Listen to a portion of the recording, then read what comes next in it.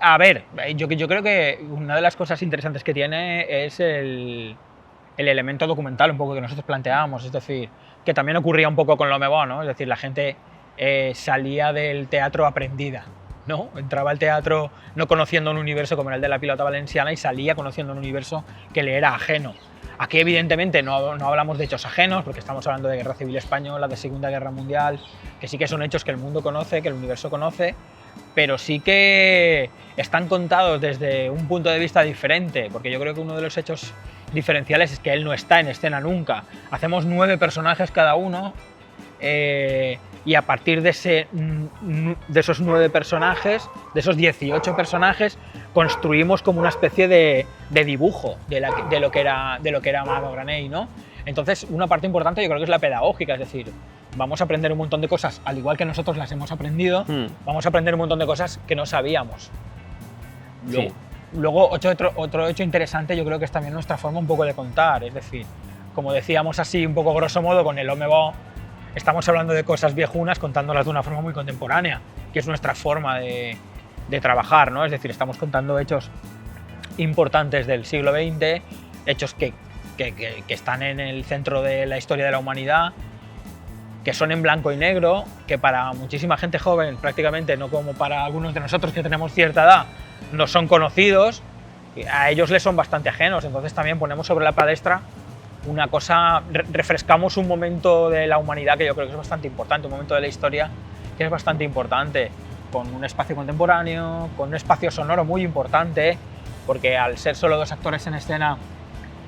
y hacer ese viaje que comentábamos, ¿no? Estamos en sitios muy variopintos y muy distintos. Entonces David Alarcón, que es el encargado del espacio sonoro, también ha hecho un trabajo de búsqueda interesante. Estamos hablando de que en una escena tenemos, la tenemos ubicada en la iglesia catedral de Oriola, y las campanas que tenemos en el espacio sonoro son las campanas reales que hay en la catedral de Oriola. Entonces, bueno, también ahí hay una serie de elementos que yo creo que pueden ser interesantes para el espectador.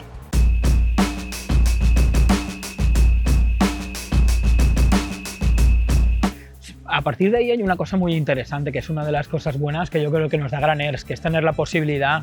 de trabajar a fuego lento. Es decir, para nosotros, tanto en l'Home-Bo, el otro proyecto de Graners, como en este, la documentación es muy importante. Es decir, hemos tenido tiempo para documentarnos y sobre todo para, dentro de todos esos avatares y todos esos elementos que envuelven la vida de Amado Granell, nosotros lo que hemos hecho es coger una serie de elementos que nosotros creíamos importantes, que son verídicos, que son ciertos, es decir, que son hechos constatados, y nosotros a partir de ahí ficcionarlos,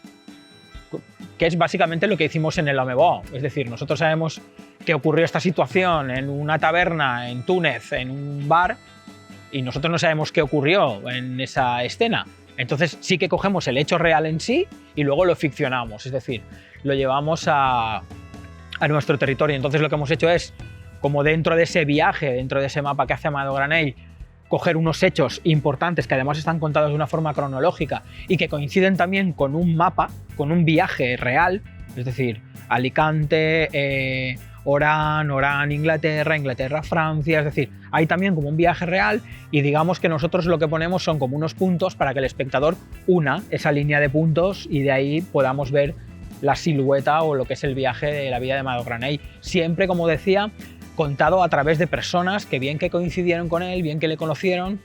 o bien que participaron en alguno de los hechos en los que él participó, porque Amado nunca va a aparecer en la pieza. Se va a nombrar mucho, pero nunca va a aparecer.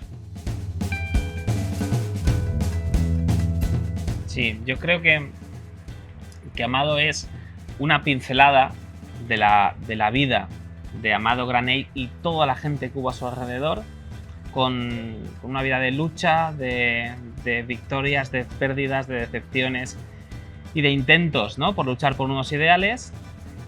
que te va a enseñar algo que no sabes, y a partir de ahí pues invitamos a la reflexión y a que sigas investigando por tu lado la vida de estos hombres también, ¿no?, de Amado Granell y de la 9, que son grandes olvidados en la historia de nuestro país.